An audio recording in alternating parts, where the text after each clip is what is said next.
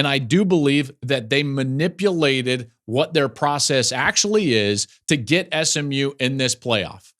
College football has never been better. Interest has never been higher. I believe that we are at the dawn of the golden age of college football.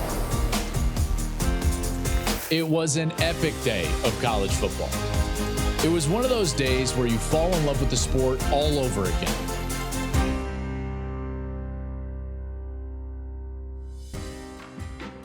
Hey, what's up, everybody? Welcome into the Joel Klatt Show. I am Joel Klatt. This show is always brought to you by Hampton by Hilton, and we thank them for their support. Hey, wherever you're listening, wherever you get your podcast, please go rate and review us. That would be great. Invite a friend in. That would also be great. If you're watching on YouTube, make sure to subscribe to the show. That's how you know exactly when all of our content drops. You can also hit that notifications button. That helps you out with that as well. And leave a comment below. The comment section is always really good. And I'm always impressed with a lot of the thoughtful discussion. Now, there's always some of the internet stuff, but there's a lot of good, thoughtful discussion down there in the comments. So please get down there and leave a comment below. And then wherever you like to social media, we are obviously there at Joel Klatt Show, wherever you are at. So lots to get into. We have got a new playoff. Not only were there great games that we could obviously talk about last Saturday, but now we've got the playoff. And we know what it looks like, and we know what the seeding is. So before we start in on this, before we literally just dive in, I just want to make sure that this point is crystal clear, which is this is awesome. I love this. I think that the college football playoff expanding to 12 has been great for the sport. I genuinely believe that we have expanded what it means to have a meaningful season, past what it was in previous years with the 4-team college football playoff. So in that regard, this has been terrific. And we were always going to have arguments over who was in and where teams were seated. And so that's all we're going to have today is a discussion about here's what the committee gave us. Was it right? What do we think about it? That is a far cry from saying this is broken. And I want to make that distinction right off the top of the show because I am fired up about this playoff. What it meant for the regular season, what it means now moving forward, and some of the games that we're going to get a chance to see as college football fans. This is going to be awesome. Now, are there a couple of issues with all of this, whether it's format or what we got from the committee? Yes, of course. And so why don't we dive into those? And so this is what they gave us. And listen, we kind of expected some of this. Now, there was questions about exactly what the seeding was going to be, but this is what they gave us. So number 1 was Oregon. We knew that was going to be the case. 2 was Georgia. And then we have these automatic buys for the conference champions. So Boise was ranked ahead of Arizona State. Boise's 3, Arizona State is 4. And the remaining conference champ, which was left way deep in the rankings after winning the ACC, which was kind of wild, is Clemson at 12. Then you just get the seeds as they were after all the championship games. Texas at 5, Penn State at 6, Notre Dame at 7. Then you've got that great 8-9 game, Ohio State and Tennessee, and Indiana is 10. SMU is 11, and there we go. We have a 12-team playoff, and it's hey, it's fixed, everybody. We did it. We did it all this time, all of this energy for this. So it begs the question, well, was that right? Is this right? Is it right? Is the format correct? Do we like what we got from this committee? And I think that even I was probably too quick to immediately criticize the committee. Now, I do think that there are some issues in both format and what the committee gave us. And so that's what I wanted to work through here tonight on the show. And again, like I said, I wanted to make this abundantly clear from the very outset that I'm super excited about this. This is awesome. I can't wait to watch Tennessee at Ohio State. I can't wait to watch Clemson and Texas, SMU and Penn State, the Indiana Bowl with Indiana and Notre Dame. This is going to be fantastic. I cannot wait for the playoff, and I think it's going to be good for college football, and I think it has been good for college football. Are there some issues? Yes, there's going to be issues. Why are there issues? Well, in order to understand why there are issues, you kind of have to understand how this thing was made in the first place. And the way that this thing was made in the first place was by the same people that gave us the Bowl Alliance and then the BCS and then the 4-team college football playoff and then this 12-team college playoff format. So there's a couple of truths that you have to understand, which is they didn't give us a new system. And we kind of understood this because the current contracts were still there and the bowl games were going to be involved. And yes, that's all the case. But this was hard work just to get everybody on board and to agree that they wanted to do away with the old format and bring in and usher in the new era to the 12-team era. So when you start to have to build things in order to placate certain people and conferences and bowl games, here's what happens is that there are a lot of parties involved and there are a lot of people that are protecting their own self-interest. Now, I'm not going to blame them for that because I think that that's human instinct. And in a lot of cases, that's their job. Namely, like conference commissioners, their job is to protect their conference. And so if they're doing the things that protects their member institutions, then they're doing their job. So this is not anybody's fault. This is a product of trying to build a system while hanging on to the old. This was a renovation at best, not a whole new house, right? This was not a scrape. It was a renovation. So you have to understand that like self-interest will be protected. We see that in the bowl games. They're still a part of this. We see that with conferences because every conference and their champion was going to get a bye, at least the top four, because the format was 12 teams and there was going to be 4 byes. Then they kind of anchored in this self-protectionism for all of these conferences about like, well, are we going to definitely be in? We need an automatic spot for our champion, and we want our champion to be rewarded too. And we want, and this is the main point, we want to retain the value of our conference championship game. And so when that fact was landed on, and then you start to build the format for this system, this playoff, you immediately enter into a really flawed territory. So the idea that we have to retain the value of these conference championship games is the reason why we have the 4 byes going to conference champions. That's because the ACC championship game is highly valuable to them. The Big Ten championship game is highly valuable to the Big Ten. The ACC, SEC is the same, and the Big 12 is the same. These games are premium games because they are premium matchups. And just so you know, like when it comes to the value of games that are bought in these television contracts, the premium games hold a giant percentage of the influence of the entire value of that contract. And so when a television partner enters into an agreement with that conference, the championship game is a huge part of that because there are like 5 to 8 really valuable games that you're really paying for, that you think you can get upwards of the 6 to 7, 8, 9, 10 million, 11, 12, 13 million viewers. That's where the real value is at. Okay, so the conferences say, well, we're only going to do this if we can protect our conference championship game. Because remember, if you don't get a bye, then the ACC championship game on Saturday night is not very valuable. Maybe for a play-in into the playoff, but for Clemson only. But then it's not valuable at all for an SMU because, you know, what does it pay for you to actually win it? You're going to be in the same spot that you would be if you lost it. And maybe you're going to get knocked out because who knows what the committee is going to do. So again, you would lose that value entirely. And it just kind of, I just want to echo this point. And old things in college football do not mix with new things in college football, generally speaking. And this playoff is certainly one of those. And the format of this playoff is certainly one of those. I'll just give you a couple of examples before we kind of move on. The bowl system and the playoff system are incompatible. They don't work. They're like oil and water. And so trying to mix one with the other does not work. You get way too many neutral site games. And now fans of teams that qualify for conference championship games are going to be asked to possibly go to 4 neutral site games for postseason. Well, that's crazy. Clearly, that's crazy. So again, oil and water. Old college football and new college football don't really coexist. Even though it's a sport that we love the tradition, it just doesn't work. Mega conferences and the 8-game conference schedule don't really work. More on that in a little bit. A balance of Power 5 conferences in the old days where everyone kind of got the same revenue to now very different revenue distribution for the Big Ten and the SEC means that the power conferences are not really on even footing. old college football and new college football don't really work.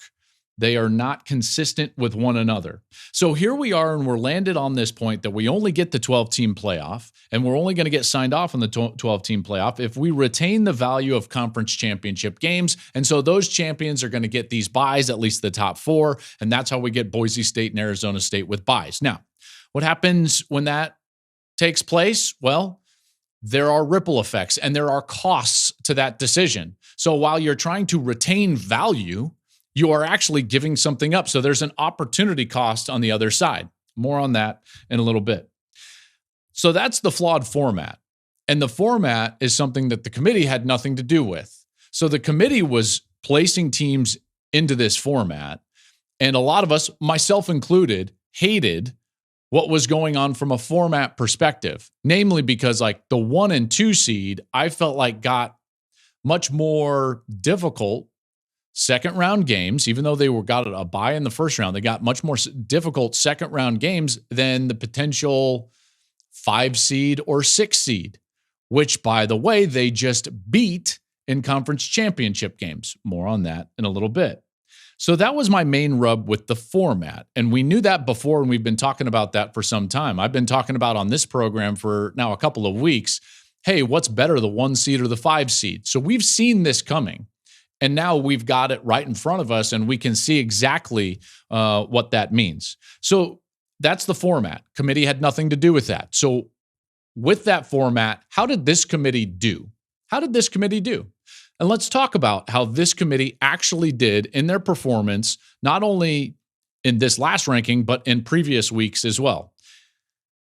I would just say right off the bat, there was an inconsistency with this committee when you look at the way that they acted up until the last rankings. And I know why they did that. And that was to protect conference championship games, which is exactly how we got here in the first place. And you're going to see this tie kind of throughout the entirety of the show. They wanted to retain the value of conference championship games. And then now they wanted to, this committee, reward conference championship games and the participation in conference championship games. And the data bears that out. Here's the data, actually. Since the committee started ranking teams, I believe we got the first rankings on the 5th. I wanted to say that, like the first weekend or week of November. And since then, there have been 11 teams that have been in the top 10 in the college football playoff rankings that have lost football games, okay? 8 of those happened before the conference championship games, and then 3 happened this last weekend in conference championship games. Okay. In the 8 losses that top 10 teams suffered pre-conference championship game, let's call it regular season top 10 losses, the committee hammered those teams. In the subsequent rankings, on average, those 8 teams dropped 5.8 spots. So let's just call it 6 spots. We round up to 6 spots.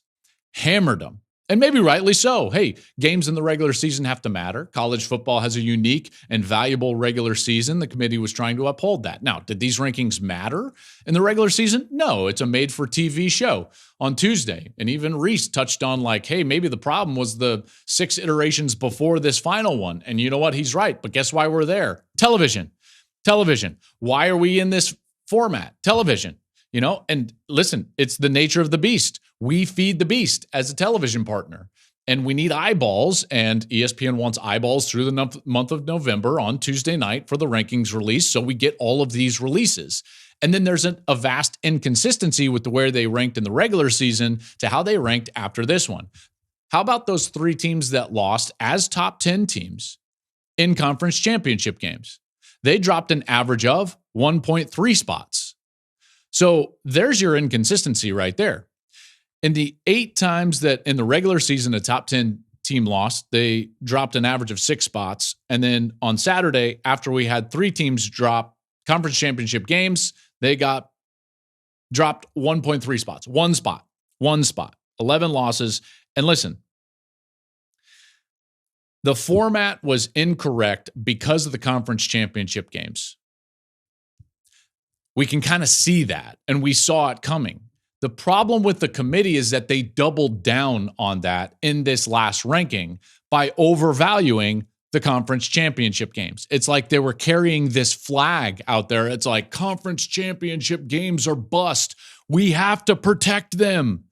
And you can see that in the rankings. The data bears that out. They were clearly valuing those champ games over everything, Now, in my estimation, I think they went overboard. I think they overvalued those games, way overvalued those games. And the reason is, well, there's a couple of reasons, but the main reason is the imbalance in the mega conference schedule.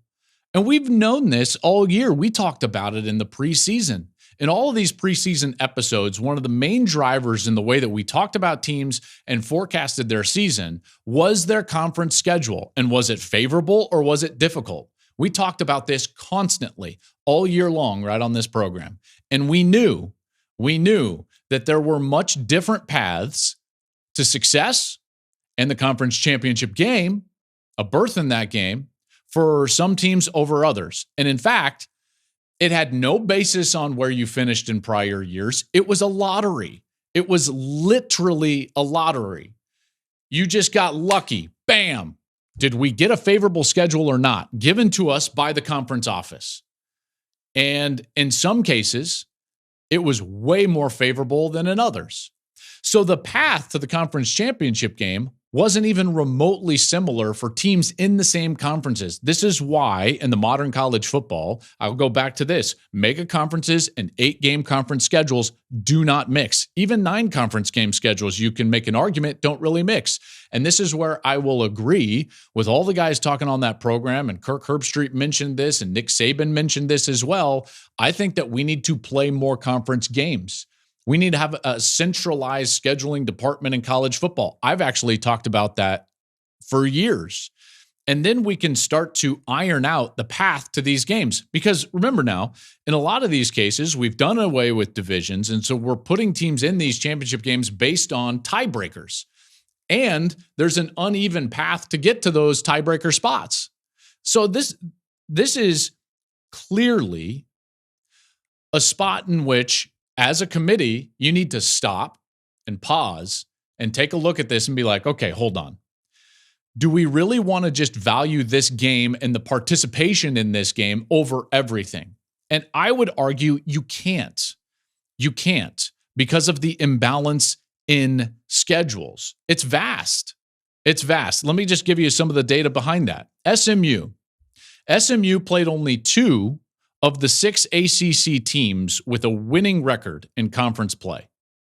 That's wild. So only 8 conference games to begin with, which I think there should be 9, maybe even 10, but they play only 8. 6 of their 8 are against teams that are at or below 500 in ACC play. So they didn't play any of the top opponents. None of the top opponents. They didn't play Clemson. They didn't play Miami. And quite honestly, neither of those teams played the others either. So it was an incredibly flawed ACC schedule from the get-go. Texas wasn't all that much different. They got for SEC standards, a cupcake SEC schedule. They only played 2 of the other 8 SEC teams with a winning record in conference play, Georgia and A&M. They lost to Georgia. They did it twice, and they beat A&M on the road. They didn't play Tennessee. They didn't play Ole Miss. They didn't play Alabama. They didn't play South Carolina. They didn't play LSU, and they didn't play Missouri. So Texas was a huge beneficiary of an incredibly favorable schedule in the SEC. They still don't have a win over a ranked opponent. So that's Texas. Alabama, on the other hand, they had to play 5 of the other 8 SEC teams with winning records in conference play: Georgia, at Tennessee, at LSU, South Carolina, and Missouri. You know, they beat Georgia, they lose to Tennessee, and then the Oklahoma game is just like wild, and the Vanderbilt game. And I'm not arguing for Alabama because, like, you can't lose to 6-6 twice. So I understand that.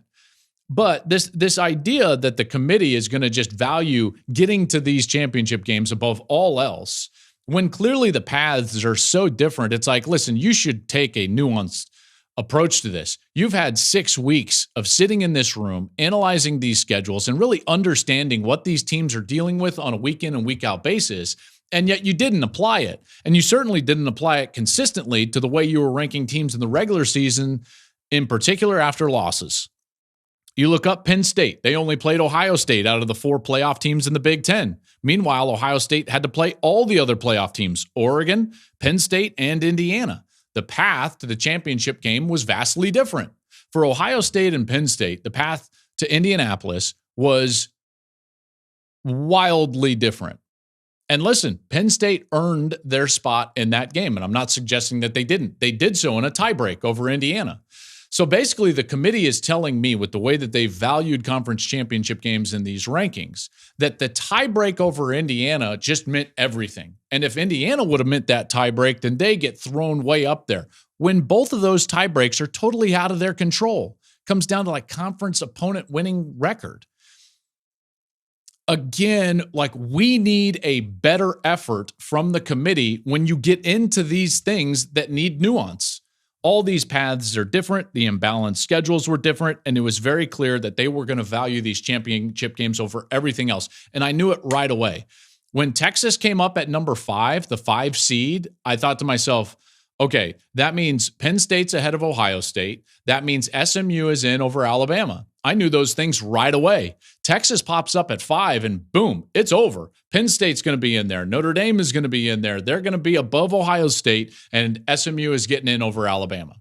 Because the only determining factor is conference championship games at that point and valuing the participation in that game. So it didn't matter if you lost. It didn't matter how you look. And everyone pointing to this idea of like, these games were great. No one should be penalized for playing in these games. I understand that. And in previous years, I've been in that camp. I really have. But this year, the paths to those games are just vastly different. It's not like it used to be where you had to play everybody in your division and win your division in order to get to the game. There was a level, I think, above this year, because this year, the path was created for you by the conference office. And in some cases, and in many cases in these champ games, it was so favorable. It was so favorable. So why does this matter? Well, because they were putting an artificial floor under Texas and Penn State and SMU. And it was artificial.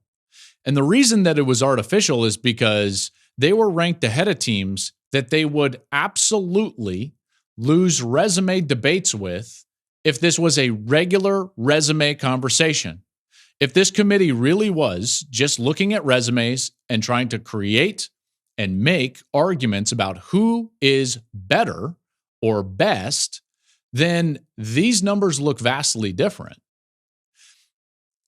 That's not like, that's just the data, folks. You look up at the resume. The 5th seed Texas only played in 2 top 25 games. They lost to Georgia in both by 15 at home and on overtime. Schedule looked harder before the year. Certainly, they were at Michigan, they were at A&M and OU, and those teams kind of fell off, but that's an issue. The 6th seed Penn State, they only have 1 top 25 win. They beat Illinois. They lost to Ohio State by 7 at home. They lost to Oregon by 8. The 7 seed Notre Dame has 1 top 25 win. They beat Army, and they lost to Northern Illinois at home, who finished 6th in the MAC. Meanwhile, the 8th seed behind all of them is Ohio State, which beat Penn State on the road, beat 10 seed Indiana by 23, lost to Oregon, the number 1 team in the country, in Autzen by 1, and then lost that inexplicable game to Michigan at home when Michigan was having a down year.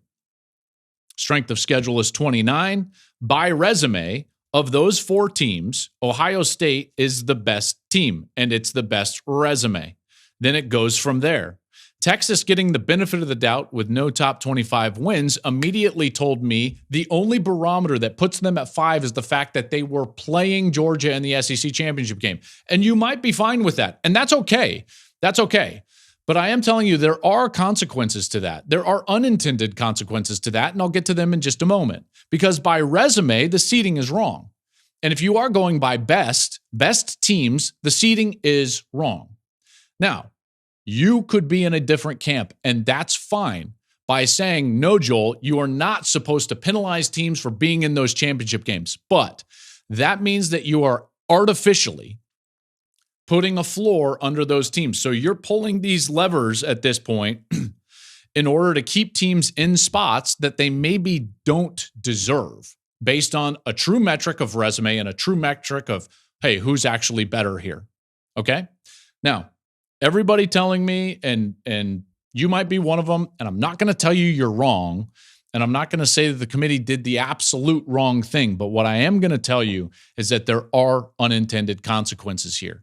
And I think that they're fairly obvious, but I just want to roll through them briefly here. I believe that what the committee gave us sounds really good in theory, and you can defend it in theory, and it sounds good on social media. And in a lot of ways, they kind of played to the masses. Let them eat cake, because the sentiment was on SMU's side. It really was. And again, I don't disagree with that, other than the factor that you have to manipulate it to make it happen. So once they wanted to keep SMU in, I think they wanted to keep value conference championship games. And one of the reasons that they wanted to value conference championship games is to keep SMU in the college football playoff. I believe that they were swayed by sentiment. I believe that they were swayed by the fact that the ACC got absolutely jobbed last year with Florida State being undefeated and left out. And they thought to themselves, like, we can't do that again for the same team that we did it last year in Alabama.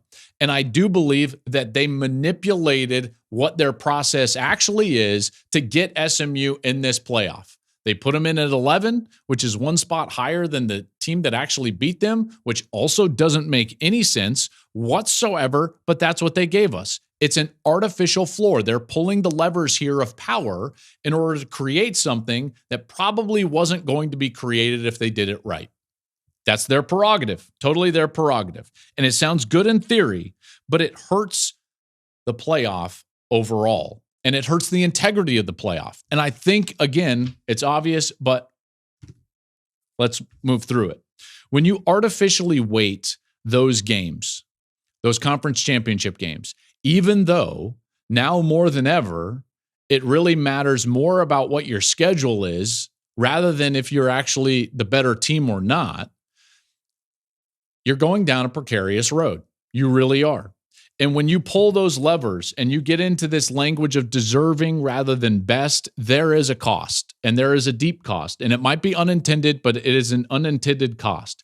And the cost of that is put onto the shoulders of the teams that actually earned their way to the top. This is how it happens. The better resume teams are artificially shoved down in the seeding. The teams at the top earn their spot. Oregon earns their spot. They had the best regular season of anybody in college football. They're number one in the country and should be. They're 13-0. They beat Ohio State at home. They did it. They did it all. They're the number one team in the country. And yet, you're trying to manipulate the seeding and pull the levers of power here in order to try to put an artificial floor under the conference championship game participants. In order to do that and get SMU in, you have to value Texas and Penn State. Well, once you do that, you've got to somehow keep them above Ohio State and maybe even Notre Dame and maybe even Tennessee. And so at that point, what do you have to do? Value it over everything. Nope, they played in that game. They're not moving down. That's artificial. Once that happens, the better resumes and teams get shoved down in the bracket. When they get shoved down, who bears the brunt of that? Oregon, who earned their spot at the top. So now it's not a true meritocracy. Now it's not a true playoff. It's not a true bracket. You set out to do something like value the conference championship game, and in doing so, you devalued the conference championship game. That's the unintended consequence. The cost of the artificial manipulation of seeds will be borne by Oregon, the exact team that should have earned every right to have the easiest path to a national championship. That's what we do in every other sport, because it's a true meritocracy in those sports, and we don't artificially pull the levers of power to bump teams up based on sentiment. We let it be. We let it be. Oregon is the number one team in the country, But because they artificially shoved the better resumes down, the 8-9 game is going to be Ohio State and Tennessee, which means that the 1 seed Oregon has to play the winner of Ohio State and Tennessee. Ohio State has as good a resume as anybody in the country outside of Oregon. In a true resume determination, they're probably the third-ranked team in the country. I would say they're certainly better than Texas, unless you artificially value the SEC championship game over everything, and then Texas is ahead of Ohio State. So now it's not even that Ohio State has a tough path. No. They lost to Michigan. They kind of made their bed, and this is where they have to be. So now they're going to have to host Tennessee. Okay, good for them. That's their first round game. The cost of all of this manipulation gets put on the shoulders of Oregon, because now Oregon, in order to go win the national championship, is going to have to play the winner of Ohio State, Tennessee. Let's just say it's the favorite, the home team, Ohio State Buckeyes. They would have to play Ohio State, and let's just say the favorite wins in the other matchups, and Texas gets that through there, and they play them in the semis. And let's just say the favorite win on the other side of the bracket. That means Oregon's path to the national championship. The reward for going 13-0 and having the best regular season in all of college football, which is supposed to be the most valuable regular season in all of sports, the reward for that is having to play the 3 highest odds team to win the national championship. They're going to have to go through possibly Ohio State, Texas, and Georgia to win the national championship. Congratulations, Dan Lanning and the Oregon Ducks. You got absolutely screwed by the playoff committee because their sentiment of trying to create artificial floors rose some of these teams to the levels where they shouldn't be. That's the problem. So you can tell me that the logic of rewarding conference championship games is right, and the theory is correct. And you know what? I think that you believe that. But in actuality, what happens is that in the dead set objective, in the valuing of conference championship games above everything, which has happened both in the creation of this playoff and now in the rankings of these seeds, in the effort to value the conference championship game over everything, you devalued it, because Oregon's path is actually harder than Penn State.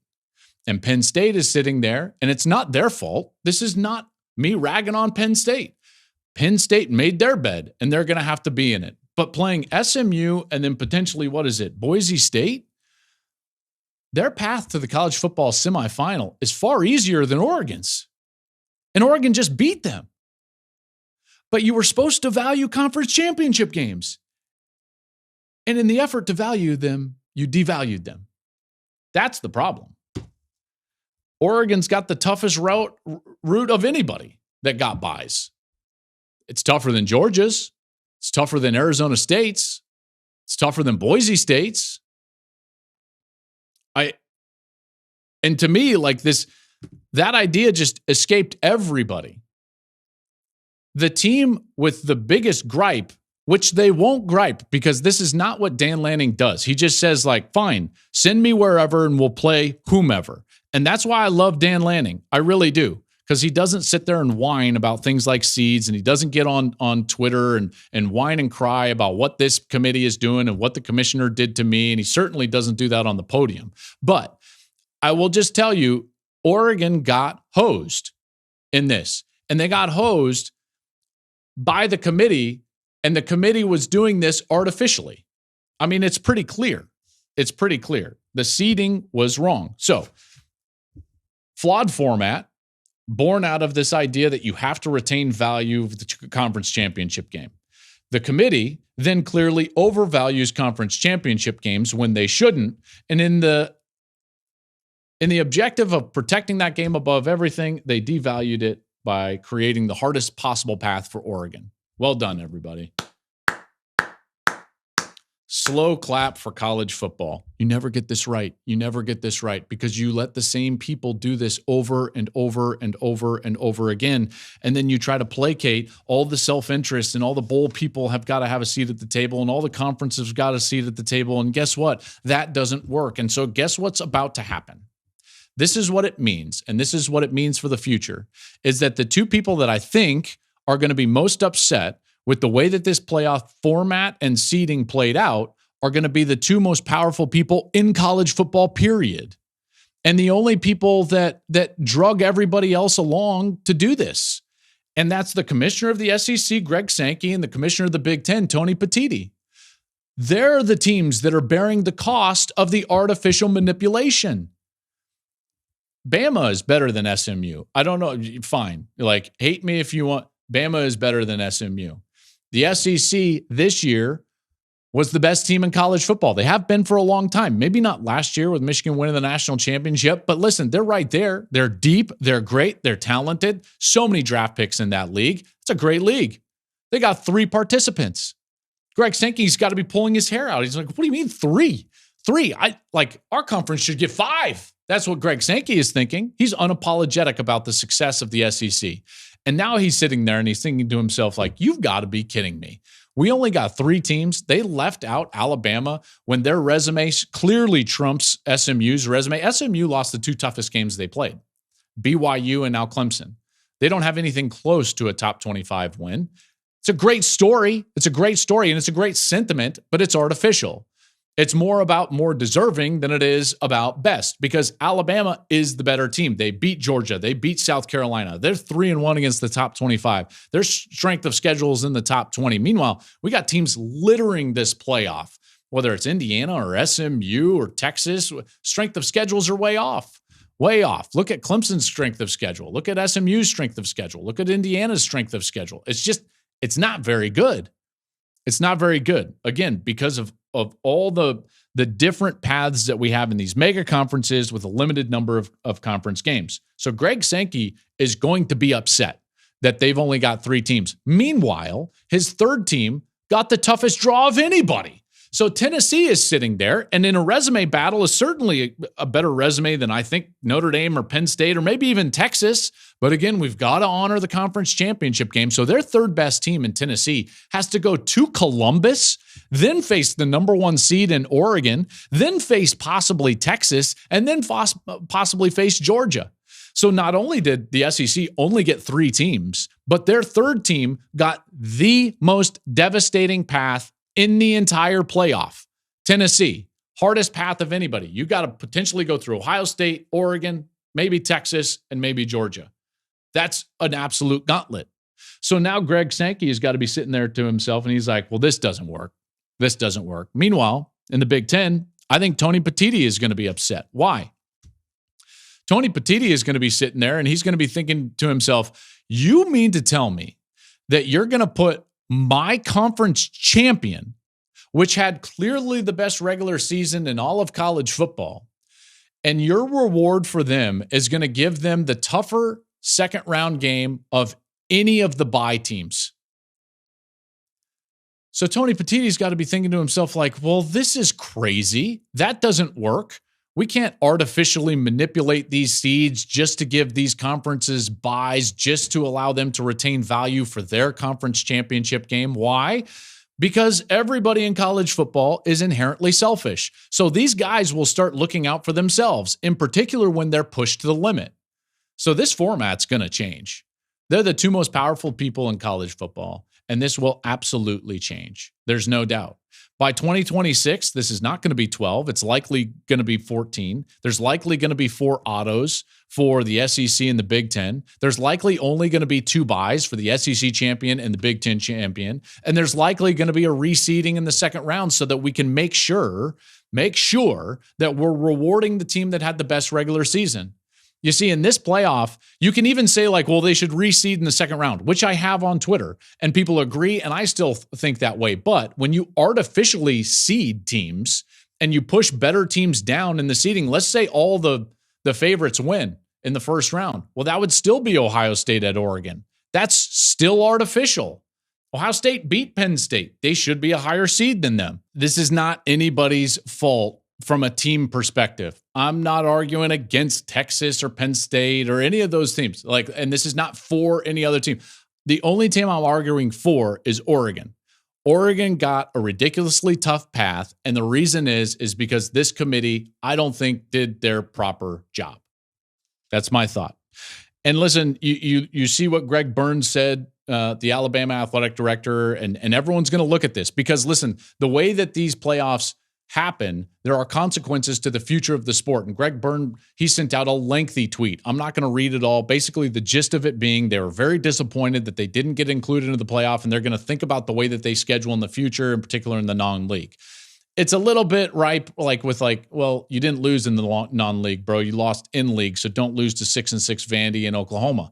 And I totally am with that, and Greg would even probably tell you that as well. But the underlying issue is true.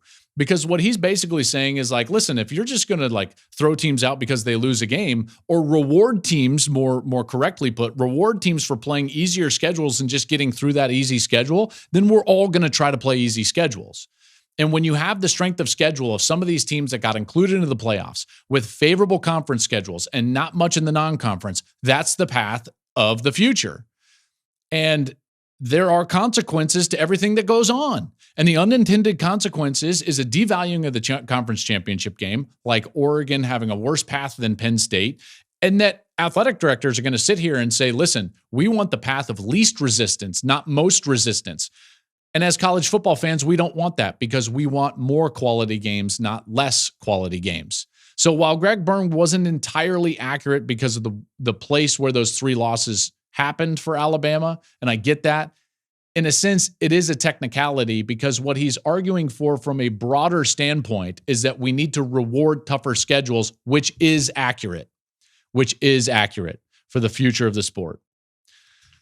Man, there is so much going on. I wish we could have just sat here and talked about those games. And I will say this, the fact that there isn't divisions made every one of those games incredible. We didn't have the lopsided conference championship game with some team that won the division that had 4 losses playing against an undefeated team that's in the top 5 in the country. Those games were fantastic. I loved them. We'll be back next year with the Big Ten game. It was very hard to sit at home and not call the Big Ten championship game. That game feels like home.